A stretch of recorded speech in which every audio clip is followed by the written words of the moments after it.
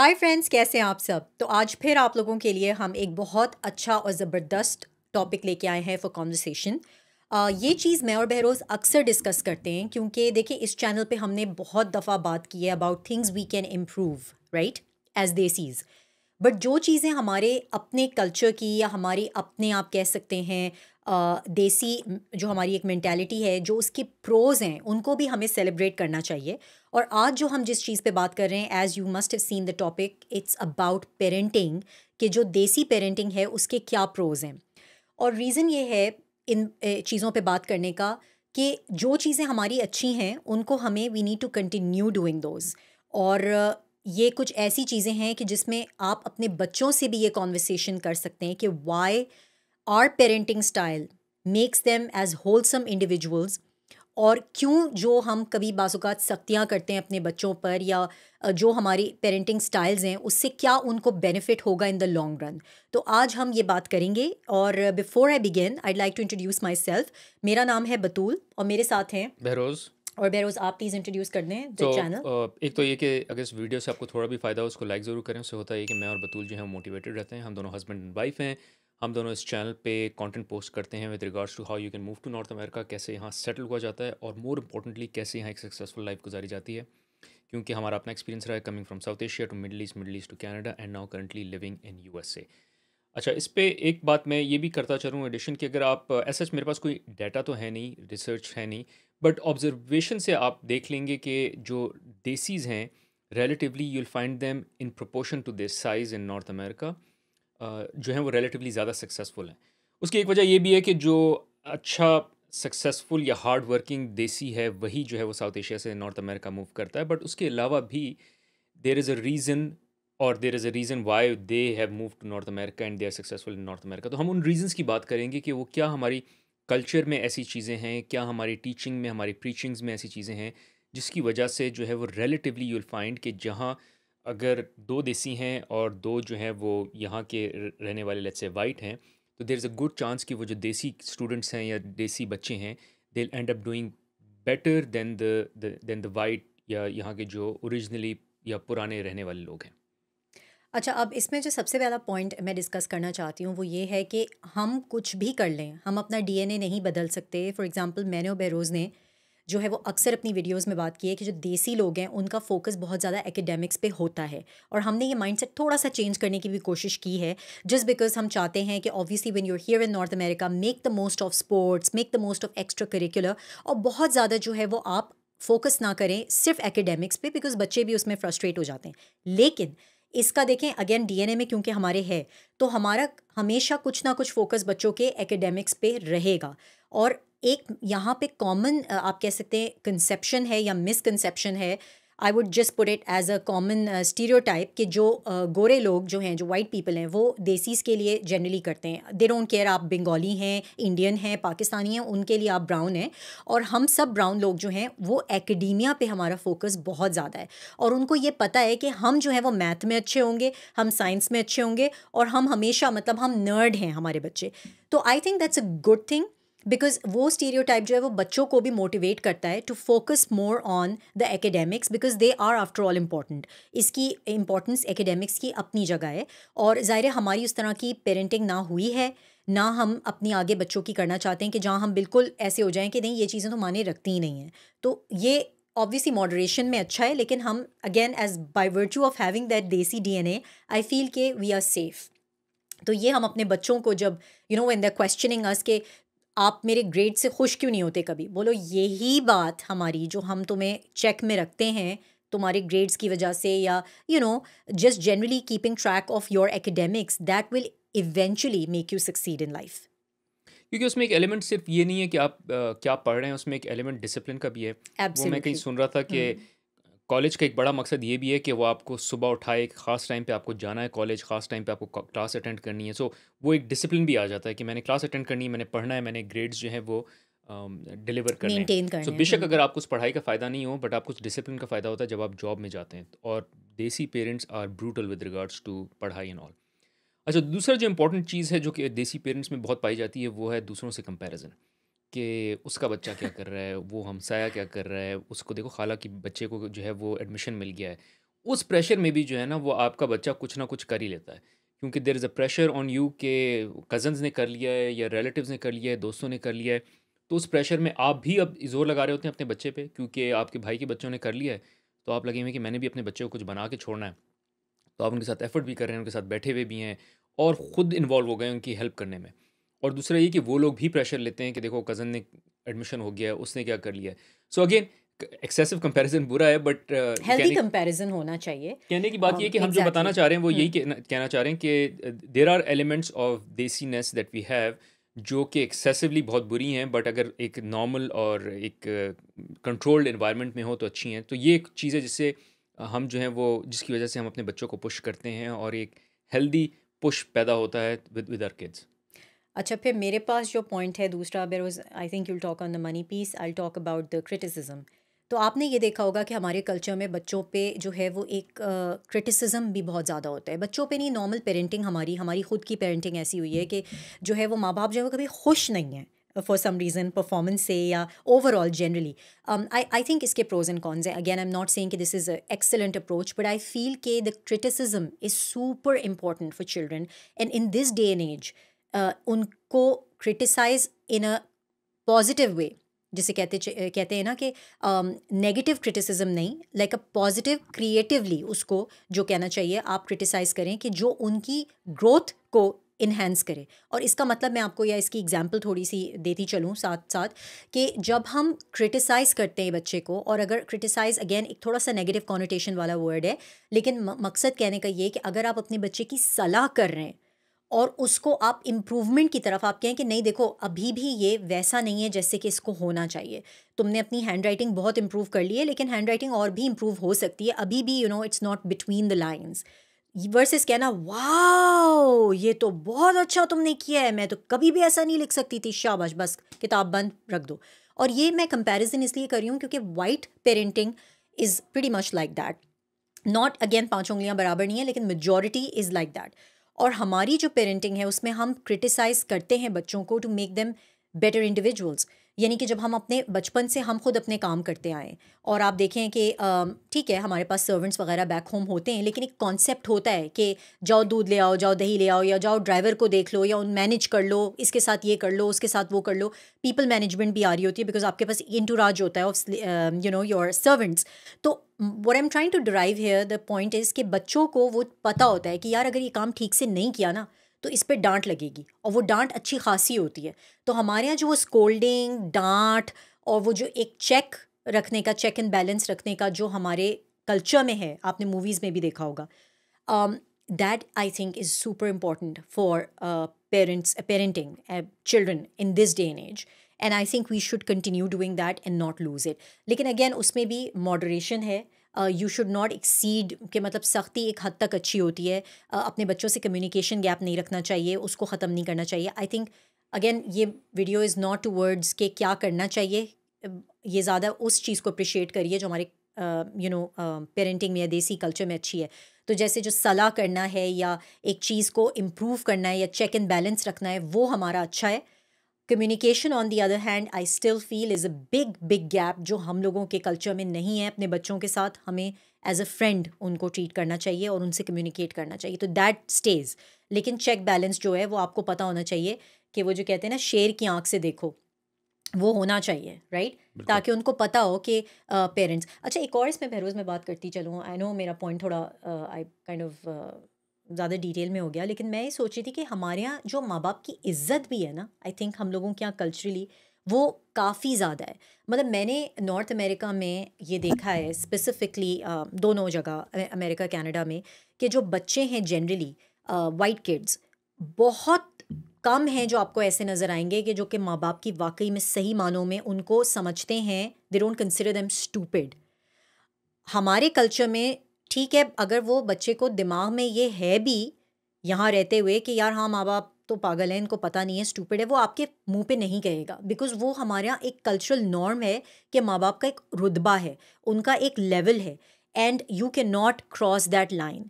तो I feel कि वो एक बहुत बड़ी चीज़ है and I think we should never let that thing go from our culture कि जो हमारे यहाँ तौर तरीके हैं, जो हमारी रिवायात हैं, जो माँ बाप जो हमारे दादा दादी, नाना नानी, जो उनका हमारे यहाँ एक जो उनका रिस्पेक्ट और एक उनकी आप कह सकते हैं दिल में एहतराम है, वो हमेशा रहना चाहिए। क्यों बहरोज़? I agree. सो अगर मैं थोड़ा सा रिफ्लेक्ट करूँ, मतलब जो तुमने हम्म। पॉइंट्स बोले हैं, मैं अपने कुछ नोट्स बना रहा था। एक तो विद रिगार्ड्स टू परफेक्शन जो बतूल ने बात की, उसकी मैं एक एग्जांपल दूँ। मुझे याद है स्कूल में मेरा एक दोस्त था, उसने मुझे कहा कि तुम अपनी हैंड राइटिंग लिखो कुछ, और मैं अपनी हैंड राइटिंग में लिखता हूँ, और अपनी मदर को जाके दिखाओ, and I can guarantee you she will say कि मेरी राइटिंग जो है, मतलब उस दोस्त की बेहतर है, because your parents will always be more critical of you कि नहीं तुम्हारी राइटिंग अच्छी नहीं है, देखो उसकी अच्छी है। तो उसने कहा मैं जितने कीड़े मकोड़े बना लूँगा, हम्म। तुम्हारी वालदा को जो है या मदर को जो है वो मेरी राइटिंग ही पसंद आएगी।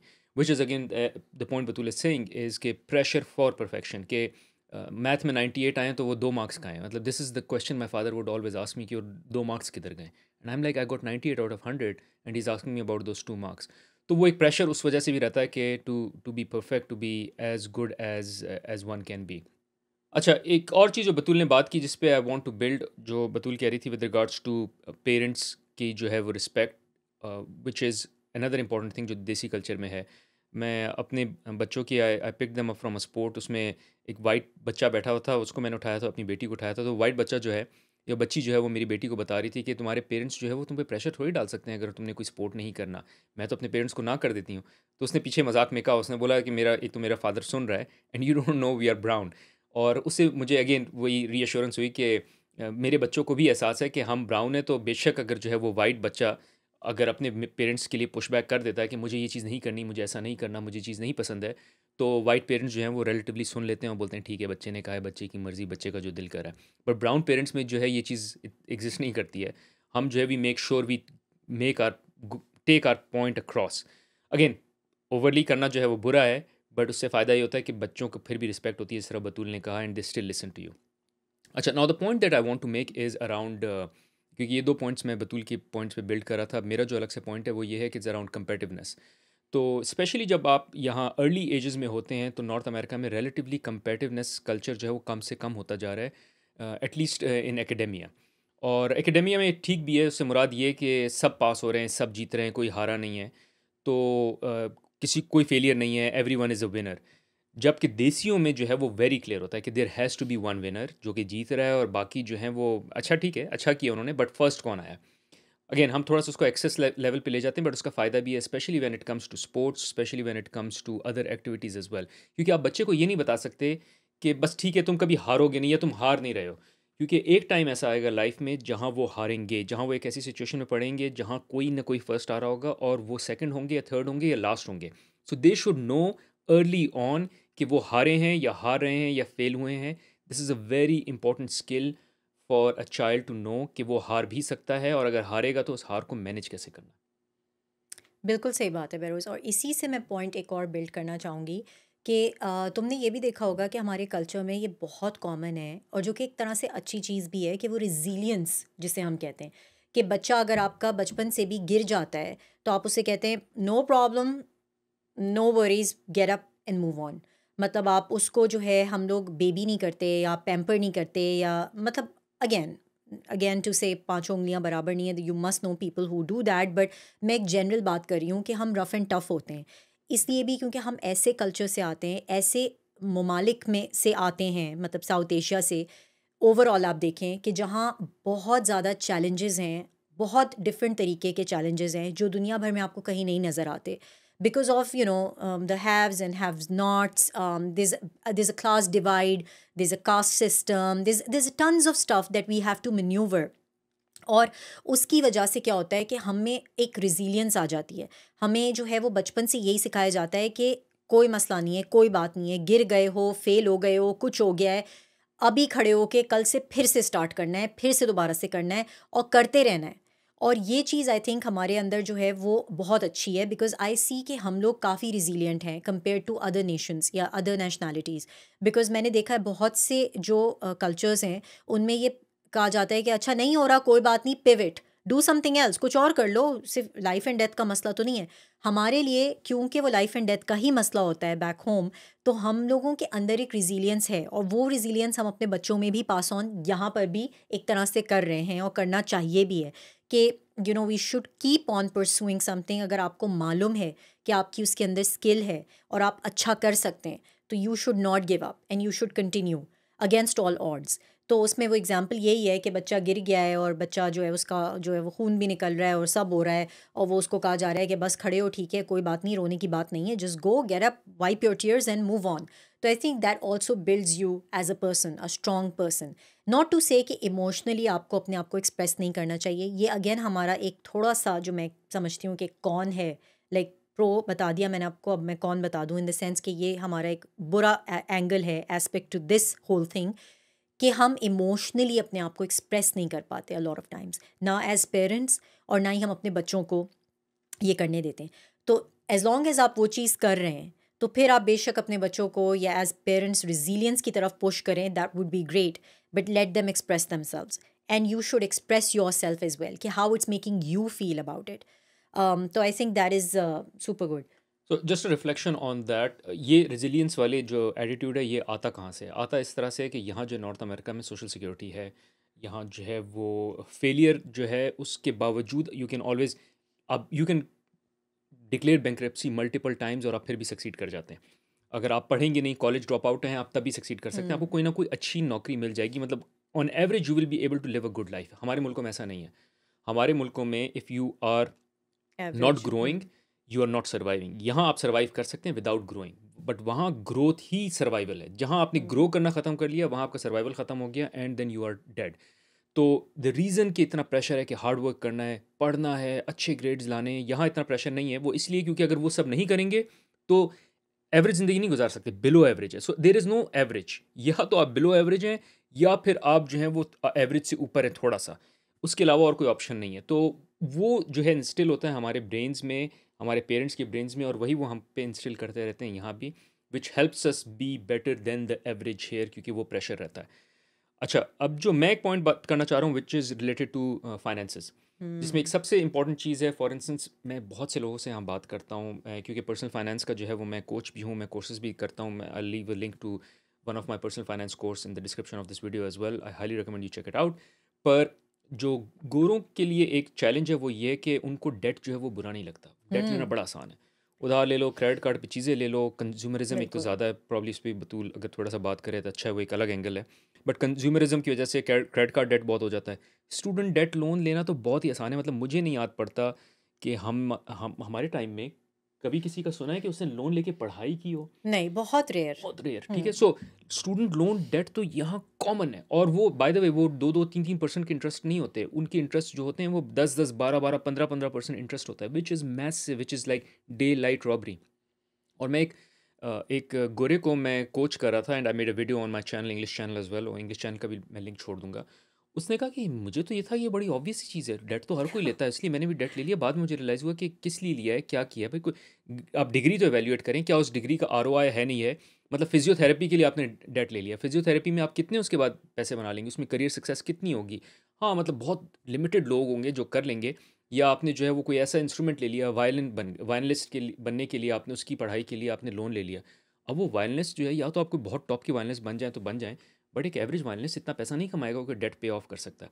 सो देसियों का ये होता है कि भाई उधार में नहीं पड़ना किसी तरह। At best I think mortgage, घर एक ऐसी चीज़ है जो आप मॉर्गेज पे ले लेते हैं क्योंकि वो एक बड़ा साइजेबल होता है, उतने पैसे होते नहीं हैं। बट उसके अलावा देसी टिपिकली अवॉइड करते हैं कि वो जो है ज़्यादा से ज़्यादा डेट ना लें, और इसमें सबसे बड़ा एलिमेंट जो है वो स्टूडेंट लोन डेट का है। एब्सोल्युटली। और बहरोज़ इसमें मैं एक और चीज़ जो ऐड करना चाह रही थी वो ये भी थी कि हमारे कल्चर में जो एक चीज़ बहुत अच्छी है जो मुझे लगती है वो, again I am not sure कि मनी मैनेजमेंट के एंगल से ये बात है या नहीं है। मैं तो एक इस जनरल उस पे बात कर रही हूँ कि क्योंकि प्रॉब्ली कंज्यूमरिज्म इतना ज़्यादा नहीं है पाकिस्तान, इंडिया, बांग्लादेश में, और था भी नहीं कभी। अब obviously with the social media and everything, और ये सारे ब्रांड्स भी सब पहुँच गए हैं जो नॉर्थ अमेरिकन, यूरोपियन ब्रांड्स हैं। लेकिन ओवरऑल आप देखें कि बहुत ज़्यादा जो है वो कॉटेज इंडस्ट्री, होम ग्रोन, बहुत ज़्यादा उस टाइप का कल्चर था एक ज़माने में, और उस प्रमोट किया जाता था कि आप नेचुरल रेमेडीज़ यूज़ करें, नेचुरल चीज़ों पे फोकस था। अब हम ज़्यादा we are pivoting away from it वहाँ भी। लेकिन आपने देखा होगा कि कंज्यूमरिज्म जो है वो यहाँ ज़्यादा है नॉर्थ अमेरिका में, इंडिया पाकिस्तान में नहीं है। और हमेशा से यही बताया गया कि यार तुम्हारे पास ये 4-5 चीज़ें हैं, इन्हीं में गुजारा करना है। या हमने जो है, एक और चीज़ बाय द वे जो मैंने नोट की है, हम लोग जो अपने बाप दादा से आपने देखा होगा चलता आ रहा है कि जो भी पेरेंट है इंडियन, पाकिस्तानी, देसी पेरेंट, वो हमेशा अपने बच्चे को बताएगा कि वो क्या करते थे उस एज पर। तो यानी कि ये एक, मतलब इस पे कितने मीम्स बन चुके हैं, इस पे इतनी जोक्स भी हैं कि वो बताया जा रहा है कि जी साइकिल पे स्कूल जाते थे, वो कहते नहीं दादा तो पैदल स्कूल जाते थे, और उस पे फिर वो मीम्स बन गए कि उनके परदादा जो है वो तो तैर के स्कूल जा रहे थे। मतलब it was tough, life was tough, obviously it's gotten better. तो आप अपने बच्चों को हमेशा वो बताते हैं कि हमारे पास ये नहीं होता था, तुम लोग ब्लेस्ड हो कि तुम्हारे पास ये है। तो I think these lessons, these our life lessons, and I think this looking in the rear view mirror, looking, वो जो कहते हैं ना, आप अपना हाइंडसाइट में जब देख रहे होते हैं और जब आप रिफ्लेक्ट कर रहे होते हैं, दैट रिफ्लेक्शन हम जो अपने बच्चों से शेयर करते हैं, अब वो वेदर इट हिट्स होम और not, that's a separate conversation. लेकिन बात ये है कि ये चीज़ उनसे शेयर करना वाकई में ज़रूरी है। बिकॉज मैं और बहरोज़ भी अभी ये कर रहे थे, और ऑल्दो हम कोई बहुत उम्र में इतने बड़े नहीं हैं, मतलब हम अगेन वी आर 90s के मिलेनियल्स के बच्चे हैं, लेकिन हम अपनी सोच रहे थे कि हम जब बच्चे थे, छोटे थे, तो मैं और बहरोज़ अक्सर बात करते हैं कि हम कभी ये नहीं कहते थे अपने पेरेंट्स से जाके कि हम बोर हो रहे हैं, जो कि आजकल के बच्चों का एक आपके यहाँ मोटो बना हुआ है कि हर बच्चा जो है उसकी ज़बान पे आई एम बोर्ड, मैं क्या करूँ, मैं बोर्ड हूँ। हम कभी अपने पेरेंट्स से जाके नहीं बोलते थे, वी वुड फिगर आउट। और हाँ, ऐसा नहीं कि कभी बोर्डम नहीं हुआ, लेकिन हमेशा एक सलाहियत थी अपने अंदर कि फिगर आउट करने की कि क्या कर सकते हैं टू किल दैट बोर्डम। तो ये चीज़ हम अपने बच्चों से अक्सर डिस्कस करते हैं, और उनको ये काफ़ी एलियन कॉन्सेप्ट लगता है। लेकिन I think with the passage of time when they start crossing their teens, mid teens, I think they do understand कि where we are coming from, eventually that message hits home. तो I think we should continue doing that. अच्छा, मुझे जिस तरह तूने बात की ना वो हम्म। पेरेंट्स वाली कि हम साइकिल पे जाते थे, पैदल जाते थे, मुझे जो एक चीज़ याद है जो इतनी बारी बोली जाती थी हमारे घर में, विच वाज ऑन चादर देख के पैर फैलाओ। आई डोंट नो ये हाँ तुम्हारा बिल्कुल, कॉमन था नहीं बहुत तुम्हारे ज़्यादा घर में? हाँ। हाँ कॉमन और था। उस वक्त मुझे चादर देख के मुझे यही ख्याल आता था कि पैर चादर से बाहर जा रहे हैं, बट वो असल में बात यही है कि आप जितना कमा रहे हैं उस हिसाब से करें। क्योंकि यहाँ जो है, जब मैं कनाडा नया नया मूव हुआ था तो मैं और बतूल ऑब्जर्व करते थे, बिल बोर्ड्स पे साइन लगे हुए हैं कि हमको कॉल करें, हम आपका डेट सॉल्व कर देंगे, डेट का इशू या उधार का इशू जो भी है, लोन जो आपने लिया हुआ है उसका। तो मैं कहता था मुझे किसी को कॉल करने की क्या ज़रूरत है कि मैंने अगर एक तो लोन लिया क्यों है, और लोन लिया भी है तो किसी को कॉल करने की क्या ज़रूरत है कि मैं लोन कैसे उतारूंगा या मुझे लोन उतारना है। क्योंकि मेरे जहन में तो यह था कि आपकी अगर $100 तनख्वाह है तो आप 80 खर्च करते हैं, असल में आपकी 80 हैं, मतलब आप 100 तो मिल रहे हैं आपको, लेकिन आपके जहन में सिर्फ 80 हैं कि आप 80 खर्च कर सकते हैं। तो मैंने अपने ऑफिस में भी किसी से बात की, मैंने बोला ऐसा क्यों? उसने कहा नहीं, लोगों को नहीं पता, लोगों को लगता है कि अगर वो 100 कमा रहे हैं तो 120 खर्च कर सकते हैं, क्योंकि डेट है, और वो पे हम्म। नाउ बाय नाउ पे हम्म। लेटर एंड ऑल उस तरह की चीज़ें उसके चक्कर में फंस जाते हैं। नहीं, इसमें मैं तुम्हें एक और चीज़ बताऊँ, ये भी नहीं है कि लोन ले लिया है, हम लोगों को देसियों में ऐसा नहीं है कि उधार नहीं लेते, लोन लेते हैं, लेकिन हमेशा आगे तक फोरसाइट होती है, सोचा हुआ होता है कि यार अगर लिया है तो ये उधार वापस कैसे करेंगे। बल्कि आपने अक्सर तो लोगों को देखा होगा कि they do all the math, कि यार अगर ये इंटरेस्ट है, इतना वापस करना है, तो इससे लेना है, उससे लेना है, इस तरह सेटल करना है, जो हम मूवीज़ में भी अक्सर देखते हैं कि मतलब वो एक थॉट प्रोसेस होता है। वो ये नहीं होता कि बस ले लिया और बैठ गए और उसके बाद बैठे हैं और इंतज़ार कर रहे हैं कि कोई आके हमें उस मुश्किल से निकाले। तो I think it's not about taking a loan that is the problem, it's about not knowing. मतलब डेट होना, लोगों के ऊपर डेट है इंडिया पाकिस्तान में, आप सोच सकते हैं कि बहुत से लोगों के ऊपर डेट है, बट वो स्लोली ग्रेजुअली उनको पता है कैसे पे ऑफ करना है या क्या करना है, उनके पास एक प्लान है। ये नहीं है जो यहाँ हो रहा है। और मेरे ख्याल से तुम अच्छा एक्सपेंड करना उस पर, क्योंकि जो देसियों का जो लोन टिपिकली होगा वो it would be around house या एक हाँ। शादी के लिए होता है, जो कि मैं बिल्कुल डिसएग्री करता हूँ। बाय द वे शादी भी हमने एक अलग वीडियो बनाई है, check it out as well. तो वो मैं कंप्लीट डिसएग्री करता हूँ, बट यहाँ जो है वो सिर्फ शॉपिंग के लिए हाँ क्रेडिट कार्ड पे। एग्जैक्टली। सो प्रॉब्ली अगर if you can talk about the one that you are saying that people are usually happy in the Christmas season and then उसके बाद उनको हाँ ख्याल होता है, हाँ सो मे हाँ। Be you can talk about that. तो जैसे आपने ये देखा होगा, हमारे यहाँ भी ऑब्वियसली ऐसा होता है कि जब दिवाली होती है, ईद होती है, बहुत ज़ोरों शोर से उस पे काफ़ी सेलिब्रेशंस हो रही होती हैं, और उसके ऊपर जो है वो ख़र्चा भी किया जाता है, बिकॉज़ ज़ाहिर है ये इवेंट्स आते हैं, हमारे त्यौहार हैं जिनको हम बड़े अच्छे से सेलिब्रेट करते हैं। लेकिन हम एज देसीज या probably I don't know such people, लेकिन मैं तो जितने लोगों को जानती हूँ या जो अब तक मेरी समझ बूझ है अब तक इस उम्र तक, उसमें मैंने कभी इस तरह नहीं देखा जहाँ लोग पागल हो जाएं बस शॉपिंग पे, क्रेजी हो जाएं क्योंकि क्रिसमस आ रही है तो बस जो करना है करो और फिर बाद में देखा जाएगा। तो ये बाकायदा रिसर्च है और आप जाके देख लें कि अब मैं कोट नहीं कर सकती एग्जैक्टली क्या रिसर्च है, लेकिन if you google this you will find out कि जो सबसे हैप्पीएस्ट पीरियड है ना नॉर्थ अमेरिका और यूरोप में, that is from November onwards, यानी October November onwards up until new year. और उसके बाद मतलब यहाँ आपको हर कोई बहुत खुश नज़र आएगा, अच्छे मूड में नज़र आएगा क्योंकि सब छुट्टियाँ लेने वाले होते हैं, सब छत फाड़ जो है वो शॉपिंग कर रहे होते हैं, गिफ्ट्स ख़रीद रहे हैं, ये कर रहे हैं वो कर रहे हैं, सेल्स हैं, डील्स हैं, बॉक्सिंग डे तो ये है तो वो है। और उसके बाद क्या होता है, कम जनवरी 1 और सब के मुंह जो हैं वो लटके हुए होते हैं। तो ये रिसर्च है कि जो सबसे ब्लूएस्ट पीरियड उसको इसलिए कहा जाता है कि वो सबसे सैड, बहुत ही अफसोसनाक पीरियड होता है जहाँ के लोगों को बहुत ज़्यादा डिप्रेशन भी हो रहा होता है क्योंकि उनके पास अपना क्रेडिट कार्ड का बिल आ गया होता है या अब पता लग रहा होता है कि क्या क्या कर लिया है, क्या क्या शॉपिंग और ख़रीदारी हो चुकी है, क्या क्या एक्सपेंसेस हो चुके हैं। तो वो होता है पहला महीना साल का। और ये जो है ये बहुत एक शर्मनाक बात है मुझे लगता है एज अ कल्चर यहाँ पे, कि they don't know how to manage themselves and they just go get carried away. तो ये चीज़ आई थिंक हम हमारे देसी कल्चर में एटलीस्ट नहीं है, या आप कह सकते हैं इससे काइंड ऑफ हम थोड़े बहुत बचे हुए हैं। Anyways, these are all the points we had, unless हमारे पास और कोई point है। नहीं, आई थिंक हम थोड़ा सा और डाइग्रेस भी कर गए। शुरू हमने पेरेंटिंग से बात की थी, लेकिन ये सारी वो चीज़ें हैं कि जो कि I think are part of the conversation. जब आप अपने बच्चों से बात कर रहे होते हैं, ये कॉन्वर्सेशन का हिस्सा होनी चाहिए कि उनको ये पता होना चाहिए कि हम एज अ कल्चर मतलब because a lot of times it's look down upon ना पेरेंटिंग, क्योंकि हम एक तो माइनॉरिटी हैं नॉर्थ अमेरिका में और यूरोप में भी ऑब्वियसली हर जगह हम माइनॉरिटी तो हैं। तो हम कैसे अपने बच्चों को जो है वो ये वैल्यू इंस्टिल कर सकते हैं। तो ये कुछ प्रोज हैं कि ये आप उनको बता सकते हैं कि this is the benefit that we are passing you through, और जो हमें भी विरसे में मिला है जनरेशन्स में, जो कि हम पास ऑन तुम्हें कर रहे हैं। And again not to say कि इन सब चीज़ों में जो है वो ये सब बहुत पॉजिटिव चीज़ें हैं, लाइक क्रिटिसिज्म की बात हो गई, या फॉर एग्जांपल मैंने और 2-4 बातें आपको बताई कि जो मॉडरेशन में होनी चाहिए। ये being critical is also like one should be in moderation and all. तो लेकिन it has its benefits. Yeah, that's all guys. Thank you for watching. अगर आपके कोई inputs हो, thoughts हो, please let us know in the comments. We love that. और thank you for tuning in. Thanks for watching and please do not forget to like and subscribe our channel. Thank you.